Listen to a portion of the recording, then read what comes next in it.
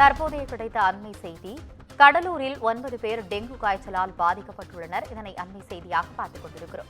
இதுகுறித்த கூடுதல் விவரங்களுடன் இணைகிறார் நமது செய்தியாளர் விவேக். வணக்கம் விவேக், உங்களுடைய கூடுதல் விவரங்களை சொல்லுங்க. வணக்கம். டெங்கு காய்ச்சல்ல கடலூர் மாவட்டத்தில் பாதிக்கப்பட்ட 9 பேர் தற்போது அரசு மருத்துவமனையில் சிகிச்சை பெற்று வராங்க.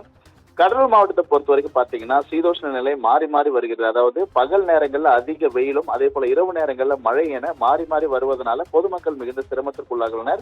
மேலும் மழையால பல்வேறு இடங்கள்ல தேங்கி நிற்கும் தண்ணீர் அதே போல சுகாதார சீர்கேடு காரணமா பல இடங்கள்ல கொசு உற்பத்தி அதிகமாகி பொதுமக்களுக்கு மிகுந்த சிரமம் ஏற்படுகிறது.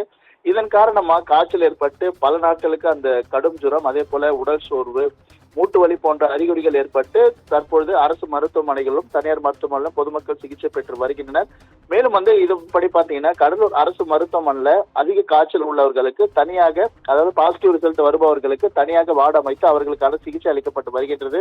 அதன்படி கடலூர் அரசு தலைமை மருத்துவமனையில 7 பேர் டெங்கு காய்ச்சலால் பாதிக்கப்பட்டுள்ளனர். அதே போல சிதம்பரம் அரசு மருத்துவமனையில் 2 பேர் என மொத்தம் 9 பேர் இந்த டெங்கு காய்ச்சலால் பாதிக்கப்பட்டு சிகிச்சை பெற்று வருகின்றனர். அது மட்டுமின்றி தொடர் காய்ச்சலால் பாதிக்கப்பட்டவர்கள் என கடலூர் அரசு மருத்துவமனையில் 23 பேர், அதே போல சிதம்பரத்துல 22 பேர், பண்ருட்டியில 6 பேர், விருதாச்சலம்ல 5 பேர், திட்டக்குடியில 2 பேர் என மொத்தம் 64 பேர் கடும் காய்ச்சலால் பாதிக்கப்பட்டு தற்போது உள்நோயாளிகளாக சிகிச்சை பெற்று வருகின்றனர். இவர்கள் கடும் காய்ச்சல் மட்டும் பாதிக்கப்பட்டுள்ளனர்.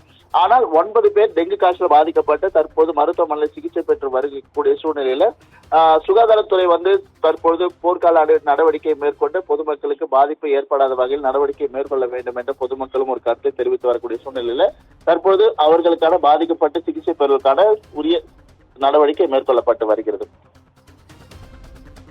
உங்களுடைய விவரங்களுக்கு நன்றி விவேக்.